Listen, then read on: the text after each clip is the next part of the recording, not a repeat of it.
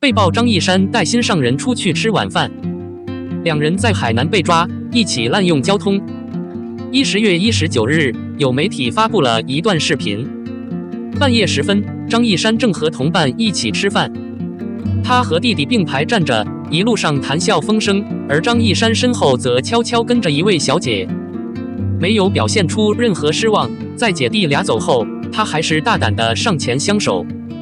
被曝张一山带心上人出去吃晚饭，这次短途旅行的动机是与几个同伴一起享用盛宴，格外放松。那天，他戴着一顶灰色的棒球帽，一件深色条纹的毛衣，下身还有一条洗过的裤子，既保暖又时髦。在组织中的几个人中，只有他和他的爱人戴着面纱，并且建立了他们的幸福正念。也许是同性风暴的直接结果，我宁愿在这个聚会上不被俘虏。由于几乎没有证据的披露，张一山在短期内陷入了综合评估的焦点。每个人都在担心他背后的故事，这个消息竟然越来越严重。尽管有一些八卦，但很多明星还是决定不予理睬，理由是冲动的回答会给大家一种这里不可能没有300两银子的感觉。但这次骚动太大了，所以工作室立即制作了感觉。两人在海南被捕，粉丝们也纷纷关注，称张一山在群里录制，不适应披露的事态发展，线人想不出更多的强项。久而久之，这件事就没有定论了。今晚的聚会也是他在动乱后最难忘的一次亮相。通过披露可以看出张一山心情很好。尽管风波在发展，但大家对张一山的另一半也是好奇的。据知情人透露，这名小姐姐就是今年5月与张一山在海南被枪杀的人。两人一起坐旅游车，一起打高尔夫球，一起去海边散步，大家都说他们关系不错。同样无视流量。而且也有一些媒体爆出小姐姐不顾与张一山的流量。张一山曾被教育开着玛莎拉蒂挤黄线，当时坐在副驾驶上的那位小姐，正是那位出现在聚会上的小姐。网友们纷纷吐槽张一山还是格外的嫩。网友们为什么会发出这样的嘀咕？一切从一场名为《桃花坞50公里》的戏剧表演开始。张一山的前任涂妍飞在节目中爆料，表示从现在开始迷恋，无限期，最长的可以到3年。他和张一山从未公开恋情，但有分居的解释。他们与被当局宣布分治后的17年到20年的痴迷联系在一起，正好3年。不过两人的分道扬镳，并不是因为性格不合，而是该男子被录了作弊，所以张一山给大众的印象是一个邋遢球。这次的甜心只是个初学者，没有人专注于拆分和混合。在这种情况下，我们能聊这么久，真是令人吃惊。看来张一山的史莱姆囚徒会在没有任何人帮助的情况下切换，大家怎么看？看法02。杨紫连续4年守着李现生日，今年这个名字变得更加私密。网友刘雪怡伤心欲绝。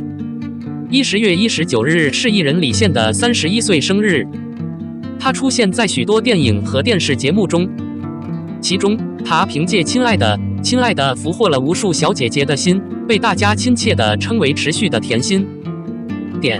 在他生日那天，无数大人物都送来了恩惠，张友浩、韩信路等等都给他送了禀赋，在圈子里格外有名气。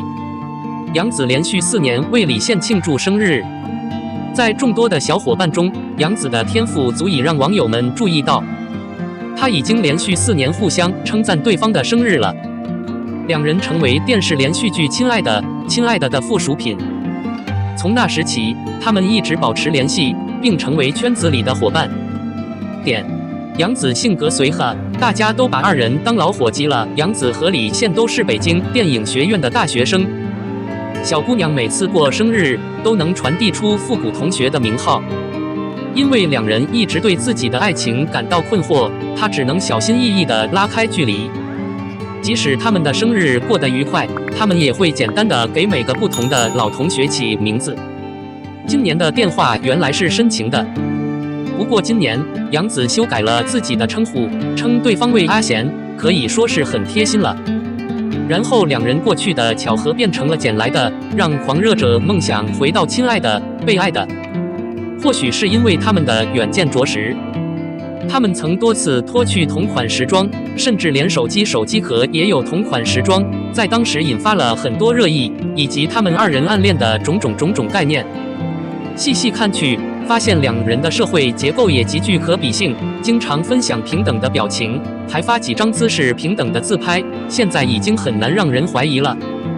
但在退出之内，二人现在已经不再正面回应，所有人都干脆老老实实，也不再过度宣传二人之间的关系。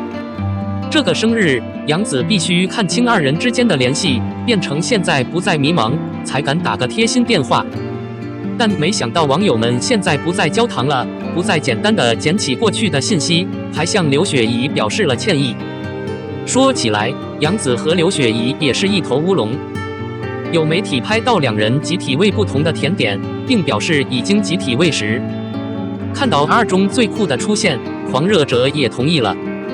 毕竟杨子到了一定谈恋爱的年纪，所以才无中生有的把两人放在了一起。没想到在这个生日，李现竟然变成了能 PK 刘雪怡的人，这也说明了二人的人气很高，大家都喜欢围绕他们讲故事。